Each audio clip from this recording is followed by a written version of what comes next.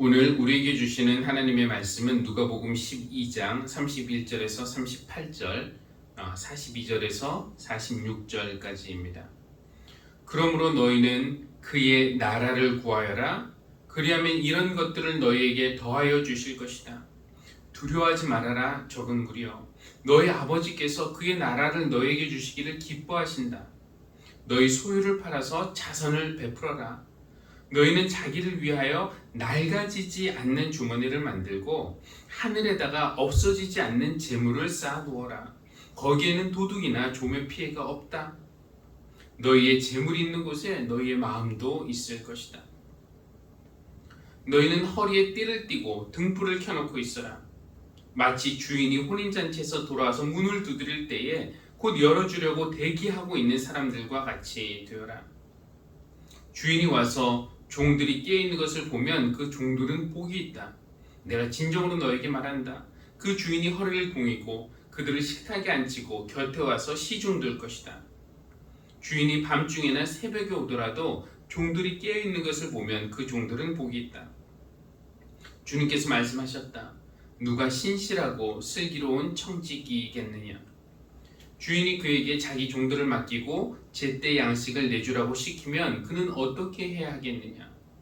주인이 돌아서 볼 때 그 종이 그렇게 하고 있으면 그 종은 복이 있다. 내가 진정으로 너에게 말한다. 주인은 자기 모든 재산을 그에게 맡길 것이다.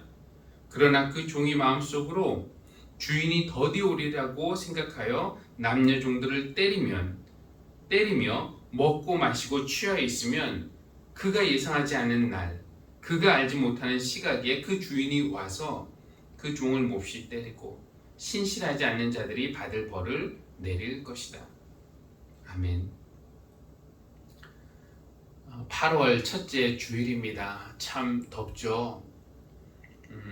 지인들, 특별히 유럽에 사는 지인들 SNS에 올 여름 참 덥다라는 말 자주 듣습니다. 우리나라에서도 지금 더위가 기승을 부리고 있지만 여러분 혹시 알고 계셨나요? 오늘이 가을이 들어선다는 입추입니다. 근데 계절의 변화뿐만 아니라 우리가 예상하지 못할 때 알지 못하는 시간에 불쑥 찾아오는 것들이 있습니다. 죽음도 그중 하나이겠죠. 예수님은 당신의 오심도 그럴 것이라고 말씀하십니다. 예수님이 누가복음 12장에서 하시는 말씀에는 여러 사람이 등장하는데요. 실제 인물들은 아니고 비유 속에 나오는 상상의 인물들입니다. 지난 주일에 우리는 어리석은 부자에 관한 이야기를 들었습니다. 밭에서 큰 소출을 얻었지만 그에게는 감사를 표할 생각도 없었고 이웃과 나눌 마음도 없었어요. 내 소출을 어떻게 할까? 내 곡간을 헐고서 더 큰 곡간을 지어야겠다. 거기에 내 곡식, 내 물건을 쌓아둬야겠다. 내 거 다 내 겁니다. 그리고 자기 영혼에게 이렇게 말하죠. 이제 평생 먹을 것을 쌓아두었으니 마음 놓고 먹고 마시고 즐기라고 말이죠. 그러나 그가 모르는 것이 있었습니다. 바로 그날 밤 하나님이 그 사람의 영혼을 찾아가실 것이라는 사실이었습니다. 그러면 네가 장만한 것이 누구 것이 되겠느냐며 하나님은 그의 어리석음의 혀끝을 차십니다. 요즘 한창 인기인데 여러분도 보셨나요? 이상한 변호사 우영우.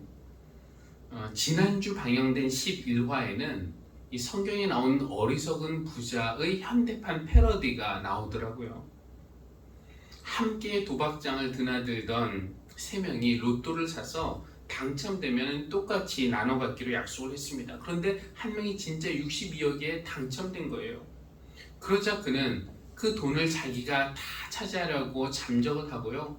나머지 두 명이 변호사 사무실을 찾아와서 자기들의 몫을 되찾을 수 있도록 도와달라면서 사건을 의뢰합니다. 그런데 문제는 이 똑같이 나누겠다는 약속을 서면으로 남긴 것도 아니었고 그렇게 약속했다는 걸 들었다고 법정에서 증언해줄 증인도 찾을 수 없었다는 겁니다. 결국 이 친구들은 어떻게 하는가? 이 도박장에서 일하는 여성에게 그렇게 약속하는 거 들었다고 거짓 증언을 해달라고 부탁을 합니다.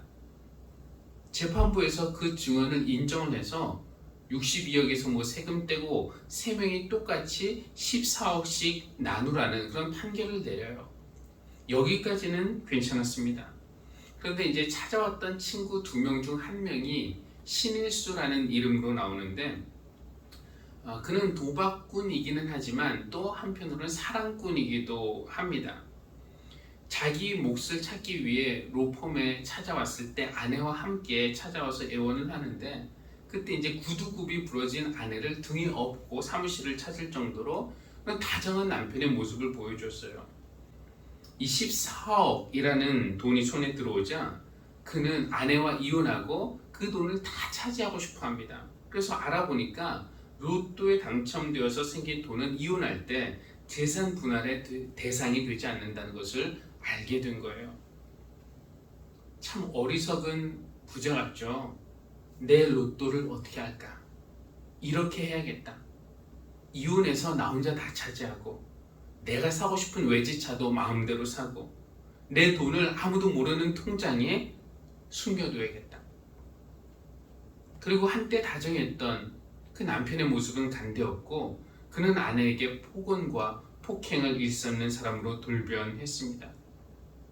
아내와 이혼하고 돈을 독차지하려던 그의 계획이 어느 정도 이루어지려고 할 때 그는 새로 산 3억짜리 차를 타고 가다가 그만 교통사고를 당해서 죽고 말았습니다.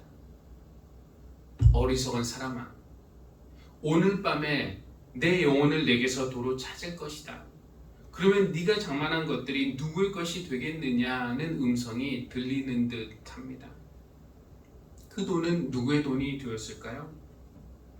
아내에게도 돈 한 푼도 안 주고 자기 혼자 다 차지하려고 했지만 그래도 사망 당시 이혼 전이었기 때문에 법정 상속인은 아내였습니다. 14억에서 차를 사고 남은 돈 11억, 그리고 그가 얼마 전에 들었던 고액의 사망보험금 3억 포함해서 14억은 고스란히 아내의 몫이 되었어요. 참 어리석은 사람이죠. 그렇게 자기 돈이라고 생각했던 그 돈을 차지하기 위해서 나름 애썼는데 결국 자기가 그렇게 빨리 죽을 줄은 꿈에도 조차 몰랐으니 말입니다. 이 에피소드는 실화를 바탕으로 구성이 되었다고 합니다. 그러니까 성경에 나오는 어리석은 부자는 비유에 나오는 상상의 인물이지만 현실에서도 이런 사람은 얼마든지 있다는 것입니다. 이 어리석은 사람의 그 부자의 비유를 들려주시면서 우리 주님이 우리에게 하시고 싶은 말씀은 자기를 위해서 재물을 쌓아두지 말고 하나님에게 부유한 사람이 되라는 것이었죠. 그런데 당시 예수님의 말씀을 듣고 있던 이 무리 대부분은 가난한 사람들이었습니다. 로마에 기생하는 유대 지배계층에 착취당하는 그런 사람들. 그러니까 그들은 당장 오늘 무엇을 먹을까, 무엇을 입을까, 무엇을 마실까 걱정해야 하는 가엾은 사람들이었습니다. 그런 사람들에게 하느님에게 부유한 사람이 되라고, 그 방법은 너희의 소유를 팔아서 자산을 베푸는 것이라고, 그것이 하늘의 보물을 쌓는 방법이라고 하는 그런 말씀은 좀 부담스럽습니다. 가족을 돌보는 것은 물론 내 입에 풀칠하기도 어려운 사람들인데 무슨 재산을 팔아서 무슨 자선을 베푸나요? 우리는 어떻습니까? 옛사람들에 비해서 우리는 훨씬 풍요로운 삶을 누리고 있지만 마음이 불안하고 인색한 것은 크게 다르지 않은 것 같아요. 물가는 오르고 경제는 불확실하고 은퇴 후에 자녀들의 봉양을 기대할 수 있는 사회는 아니고, 그러니까 은퇴 후를 개인적으로 준비를 해야 하는데 쌓아두지 말고 저축하지 말고 소유를 팔아서 자선을 베풀라는 말씀, 이거 우리가 진지하게 받아들여야 하는 것입니까? 그러나 그럴수록 우리는 우리가 누구인지, 또 하나님은 누구신지, 우리가 산다는 것은 무엇인지, 이런 질문들을 한번 생각해 봐야 하는 것입니다. 예수님은 우리가 하루하루 먹고 사는 걱정만 하면서 겨우 생존하는 것에만 신경 쓰며 사는 그런 작은 존재는 아니라는 것을 가르쳐 주세요. 우리는 훨씬 더 큰 존재죠. 우리는 하나님의 자녀입니다. 하나님의 일을 위해서, 하나님 나라를 위해서 부름받은 사람들입니다. 그 나라를 구하며 살아갈 때 하나님은 우리가 세상에서 필요한 모든 것을 더하여 주실 것이니까 아무것도 염려하지 말라고 예수님은 가르쳐 주시는 것입니다. 그러므로 너희는 그의 나라를 구하여라. 그리하면 이런 것들을 다 너희에게 더하여 주실 것이다. 이런 가르침을 주신 다음에 예수님은 또 다른 사람의 이야기를 들려주시는데요. 지난 주일에 나온 사람이 어리석은 부자였다면 오늘은 어리석은 청지기가 등장합니다. 물론 이 사람도 실제 인물 아니고 가상의 인물인데 그러나 현실에서도 얼마든지 찾아볼 수 있는 그런 사람입니다. 예수님이 제자들에게 이렇게 물어보십니다. 누가 신실하고 슬기로운 청지기겠느냐? 주인이 그에게 자기 종들을 맡기고 제때 양식을 내주라고 시키면 그는 어떻게 해야 하겠느냐? 예수님이 질문하시는 것이지만 이미 이 안에는 가르침도 있고 답도 포함이 되어 있지 않습니까? 우리 예수님은 우리가 먼저 청지기임을 가르쳐 주십니다. 주인이 아니라 관리인이라는 뜻이죠. 이거 우리가 수없이 들었지만 끊임없이 잊어버리는 것이 바로 이 사실입니다. 우리는 하나님이 아니라 인간이라는 것. 이 세상은 우리 소유가 아니라 하나님 소유고 우리는 잠시 빌려 사는 곳입니다. 물론 우리가 주인의 마음을 헤아리면서 주인의 마음을 가질 필요는 있지만 그렇다고 주인 행세를 막 하고 다니면 안 되죠. 인간의 죄는 이 사실을 자꾸 잊어버리고 내가 하나님인 줄 알고 내가 주인인 줄로 착각하는 데에 있습니다. 뱀이 인간을 유혹했을 때 했던 말은 너희가 그 나무 열매를 먹으면 모처럼 하나님처럼 된다는 거 아니었습니까? 그러니까 성경이 말하는 인간의 가장 본질적인 죄는 하나님처럼 되려는 것, 그렇죠? 하나님 자리에 내가 앉으려고 하는 것입니다. 하나님을 하나님으로 인정하지 않고 내가 하나님이 되는 것, 그래서 내 마음대로 남을 판단하고 내 뜻대로 그들을 조종하고 내 의지를 그들에게 강요하는 그런 죄를 짓는 것입니다. 우리가 청지기, 관리임을 잊어버릴 때 그렇게 되는데 주인이 곁에 있고 내가 청지기임을 인식하고 있을 때는 나름 잘합니다. 우리도. 오늘 등장하는 청지기도요. 주인이 그에게 모든 재산과 종들을 다 맡긴 것을 보면은 상당히 신임을 받는 사람이었음이 틀림없습니다. 주인은 그에게 자신의 권한을 다 위임을 하면서 한 가지를 당부하죠. 종들에게 제때의 양식을 내주라고 말입니다. 제때의 양식을 내주라. 이것은 무슨 뜻일까요? 예수님이 5,000명을 먹이셨을 때 그때 들판에서 배고팠던 그 사람들을 보시고 제자들을 향해서 너희가 먹을 것을 주라 이렇게 말씀하셨는데 아마 같은 의미일 겁니다. 그러니까 우리 주위에 있는 사람들, 우리 이웃들, 우리 가족, 이 사람들 우리에게 맡겨진 사람들이고 그 양식은 뭐 영적인 양식이든지 육적인 양식이든지 그들을 영적으로든지 물질적으로든지 돌보는 일이야말로 위임받은 사람들이 해야 할 일이라는 것입니다. 그런데 그 일을 잘 해낼 것이라고 믿었던 그 청지기가 그 일을 잘하지 못했어요. 그냥 못한 것이 아니라 맡겨진 종들을 몹시 때리고 자기는 날마다 먹고 마시고 취해 있었습니다. 왜 이렇게 됐을까요? 무엇이 문제였을까요?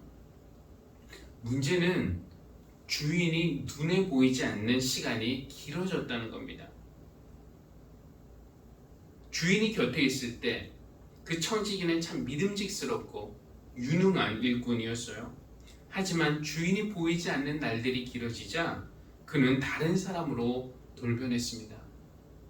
주인이 더디 오신다 라는 그런 생각을 하게 된 것이죠. 지난주에 그 어리석은 부자는 마음속으로 내 영혼아 평생 먹을 것을 쌓아뒀으니 마음 놓고 먹고 마시고 즐기자라고 생각했는데, 이 어리석은 청지기도 비슷합니다. 직접 화법을 사용했다면 이렇게 말했겠죠. 내 영혼아, 주인이 언젠가는 오시겠지만 오늘은 아니다. 오늘은 네 마음대로 할 수 있는 권한이 있으니 지배하고 명령하고 이 시간을 즐겨라. 내일도 똑같은 생각하는 거죠. 주인은 오시지만 오늘은 안 오신다. 오늘도 주인 놀이나 신나게 해보자. 주인은 권한을 위임해주고 재산을 맡기고 종들을 맡기면서 그 종들을 잘 보살피라고 명령했는데, 이 청지기는 그 위임된 권한을 자기의 고유한 권한으로 착각했던 겁니다. 그러니까 이 청지기가 바로 인간의 모습 아닙니까? 그는 이웃과 또 피조세계를 잘 돌보라고 위임받은 인간이 어떻게 자기의 신분과 책임을 잊어버리고 세상에서 하나님 행세를 하고 있는지를 잘 보여주고 있습니다. 그런데 분명한 것은 주인이 반드시 다시 오신다는 거예요. 여름이 지나면은 가을이 오듯이. 그 주인이 오면은 청지기는 뒤늦게 깨닫게 되겠죠. 아차, 내가 주인이 아니었지. 예상하지 않은 날, 알지 못하는 시간에 주인이 다시 올 때 청지기의 그런 모습, 제때 종들에게 양식을 내주지 않고 그들을 때리며 학대하고 자기는 먹고 마시고 취해 있는 모습을 보면은 주인이 어떻게 하겠습니까? 그를 그냥 두지 않겠죠. 주인이 더디 올 것이라고 생각한 것이 이 청지기의 어리석음의 출발이었습니다. 주인은 반드시 오지만 오늘은 아니다. 우리도 죽음에 대해서 비슷한 생각을 하죠. 나는 반드시 죽는다. 그러나 오늘은 아니다. 그것이 우리를 어리석게 만들 수 있습니다. 그래서 주님은 이렇게 말씀하십니다. 너희는 허리에 띠를 띠고 등불을 켜놓고 있어라. 주님이 언제든지 오실 수 있으니 깨어 있으라는 말씀일 겁니다. 내 곁에 참 주인이신 하나님이 늘 계시다는 것을 인식하면서 나의 신분과 나의 책임, 맡겨진 일을 잊지 않고 주어진 일, 돌보는 일을 하는 것이 슬기로운 청지기로서 살아가는 삶입니다. 지난주일 어리석은 부자는 자기를 위해서 쌓아두지 말고 이웃에게 나눔으로써 하나님에게 부유한 사람이 되었어야 합니다. 오늘 이 어리석은 청지기도 자기에게 맡겨진 양식을 제때 종들에게 내어주는 사람이 되었어야 합니다. 주님은 우리에게 소유를 팔아서 자선을 베풀라고, 즉 주라고 말씀하십니다. 그러나 없는 것 주라는 것은 아니죠. 그리고 우리에게 안 채워주시면서 주라는 거 아닙니다. 채워주시면서 주라고 하세요. 그러니까 우리가 타인에게 줄 것이 있다면은 그것은 우리가 먼저 하나님에게 다 받은 것입니다. 이 부자의 소출도요, 하나님이 주신 선물이었고, 청지기가 맡은 재산도 자기 게 아니라 주인의 것이었습니다. 우리가 누군가에게 줄 것이 있다면은 내가 만들어낸 무언가를 주는 것이 아니라 그저 받은 것을 나눌 뿐입니다. 이런 생각을 해야 한다는 것이죠. 내게 있는 모든 것은 하나님이 거저 주신 은혜의 선물이거나 맡기신 것입니다. 주님이 다시 오실 때 나를 누군가를 위한 선물로 내어주며 사는 모습, 그런 모습에 우리를 보신다면 우리는 복받은 사람들입니다. 주님은 37절에서 이렇게 말씀하세요. 주인이 와서 종들이 깨어있는 것을 보면 그 종들은 복이 있다. 내가 진정으로 너에게 말한다. 그 주인이 허리를 동이고 그들을 식탁에 앉히고 곁에 와서 시중들 것이다. 주님이 우리에게 허리에 띠를 띠라고 하셨지만 우리가 허리에 띠를 띠고 맡겨주신 일을 성실히 이행할 때 주님은 그 모습을 보시고 직접 허리를 동이고 우리를 식탁에 앉히고 또 곁에 와서 시중들 것이라고 하시다니, 이런 황송한 은혜가 어디 있습니까? 근데 이게 종이 신실하다고 해서요 주인이 이렇게까지 합니까? 상식적으로 맞지 않아요. 그러나 제자들의 발을 닦으셨던 주님의 모습을 생각하면은 이 말뜻을 이해할 수 있습니다. 그러니까 주님은 우리에게 없는 것 주라고 강요하시는 거 아니고 우리의 창고를 채우시면서 나누라고 말씀을 하시는 겁니다. 우리에게 말로만 섬기라고 말씀하시는 것이 아니고 종을 섬기는 그 파격적인 행동으로 우리의 섬김을 자연스럽게 이끌어내십니다. 우리가 끝을 모르는 어리석은 사람이 되지 않기를 바랍니다. 주님이 다시 오신다는 생각을 우리가 잊어버리면은 우리는 우리가 누구인지도 또 우리에게 주어진 일이 무엇인지도 쉽게 잊어버리는 어리석은 사람이 될 수밖에 없습니다. 주님이 다시 오신다는 것을 기억하고 오늘 나에게 맡겨진 것을 무언가가 필요한 이웃에게 제때 나눌 수 있는 슬기로운 청지기가 되기를 바랍니다. 우리에게 줄 것이 있도록 먼저 채우시고 섬길 수 있도록 먼저 섬기시는 하나님께 감사드립니다. 예상하지 못하는 시간에 돌아오실 때에 주님이 시키신 일을 잘하고 있는 우리를 발견하시는 그런 복된 사람이 되기를 주님의 이름으로 기원합니다. 기도하겠습니다. 하나님은 세상의 주인이시고 우리는 제때에 양식을 내주라는 명을 받은 청지기임을 기억하게 하여 주십시오. 그러나 하나님은 우리에게 없는 것을 주라고 하지 않으십니다. 우리를 먼저 채우시고 주라고 하십니다. 우리에게 있는 모든 것이 하나님에게서 온 선물임을 인정합니다. 주님이 다시 오실 때 주님이 초대하시는 식탁에 앉은 종들이 되길 원합니다. 그 황송한 자리를 오늘 성찬을 통해 미리 맛보았습니다. 성찬을 통해 주님은 우리를 위해 몸을 주셨고 우리를 위해 피를 흘려주셨다는 사실을 기억하며 우리도 주님처럼 우리를 선물로 내어주는 교회가 되게 하여 주십시오. 그런 마음으로 이 예물을 드리오니 하나님께서 기쁘게 받아주시기를 원합니다. 먼저 자신을 주심으로써 제때 양식을 내주는 것, 하나님에 대해 부유한 것, 하늘의 보화를 쌓는 것이 무엇인지 몸소 보여주신 우리 주 예수 그리스도의 이름으로 기도합니다. 아멘.